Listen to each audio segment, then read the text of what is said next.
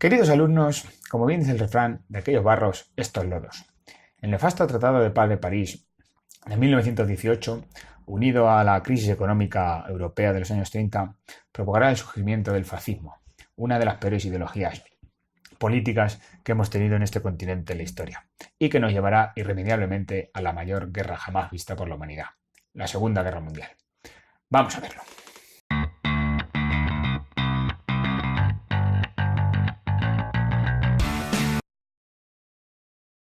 Bueno, vamos con el fascismo, con este tema sobre este movimiento.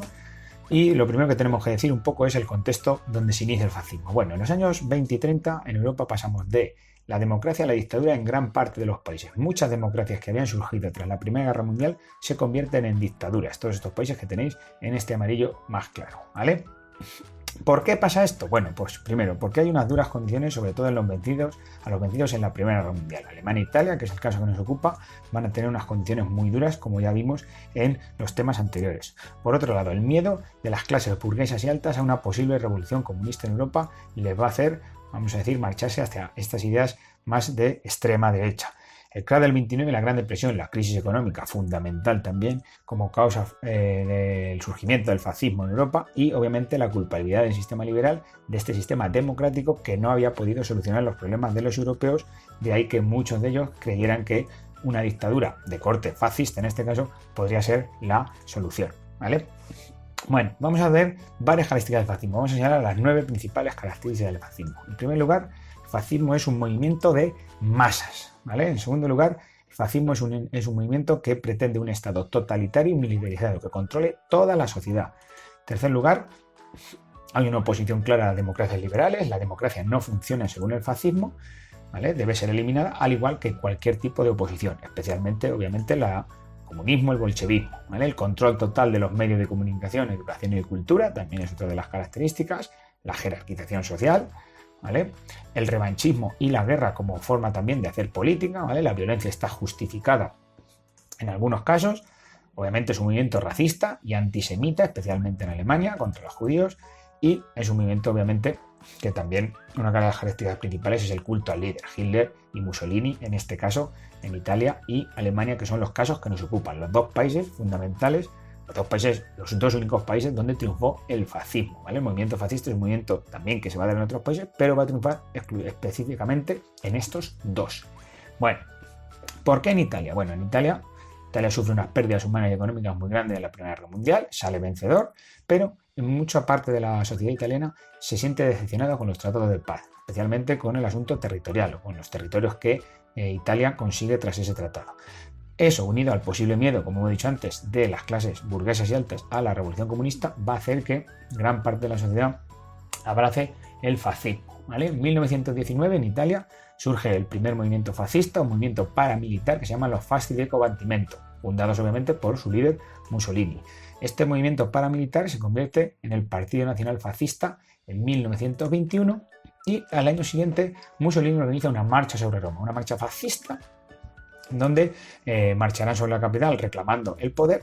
Víctor Manuel III, el rey de entonces, les va a hacer caso y va a llevar a Mussolini al poder, como veis aquí, en este año 1922, iniciando a partir de ahí toda la dictadura fascista, es decir, empezando a esos mecanismos que van a llevar a Mussolini a convertirse en el duce, se va a autoproclamar duce o caudillo, donde va a llevar a un sistema corporativista, donde la eliminación de los sindicatos es evidente, ¿vale? Eran los enemigos, y a un sistema autárquico en este caso a nivel económico, ¿vale?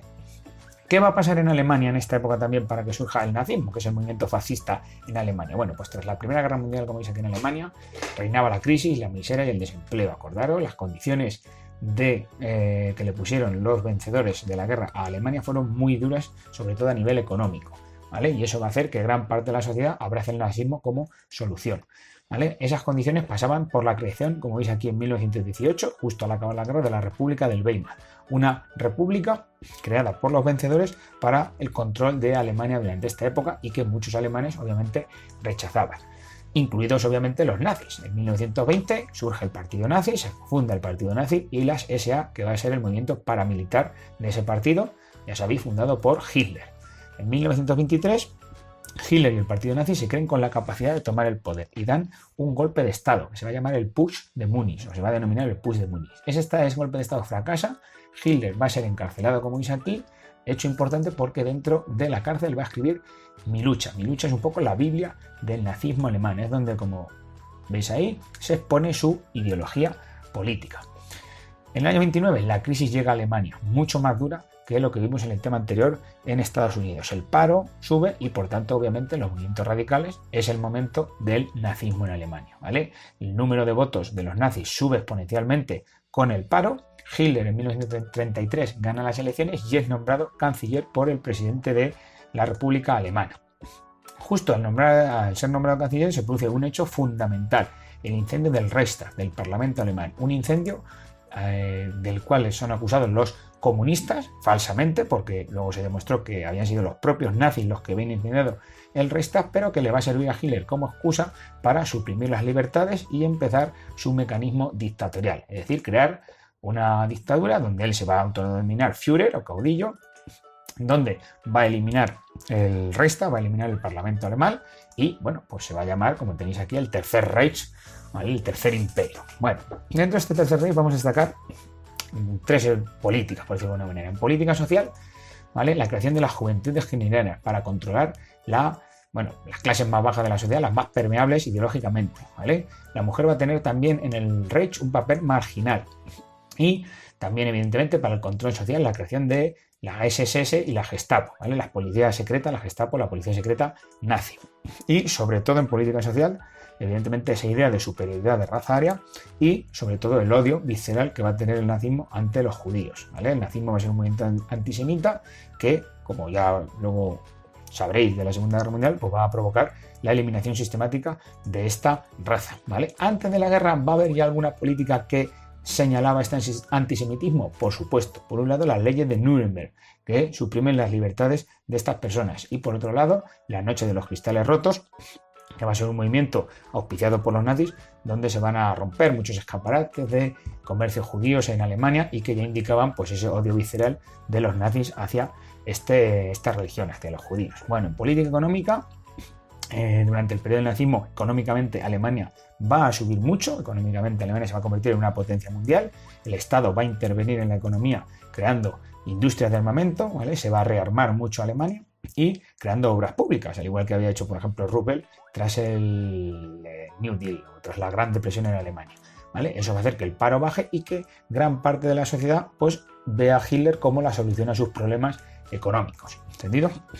En política militar, para terminar, bueno, las industrias de armamento, ese rearme de Alemania va a ser evidente y sobre todo hay que destacar la idea de espacio vital, ¿vale? Hitler dice que allí donde hay un alemán tendría que estar Alemania, con lo cual Alemania tendría que expandirse, ¿vale? En esa política de expansión para crear un gran imperio que Alemania va a empezar, obviamente, primero con los países de su entorno, primero con Austria, creando el Anschluss, ¿vale? Austria se va a anexionar, o va a ser anexionada, mejor dicho, a Alemania en 1938, Checoslovaquia va a ser anexionada a Alemania en 1939 y el 1 de septiembre del año 39 Alemania invade la mitad de Polonia, la otra es invadida por la URSS y será el inicio de la Segunda Guerra Mundial, que no nos ocupa este tema y que lo veremos posteriormente.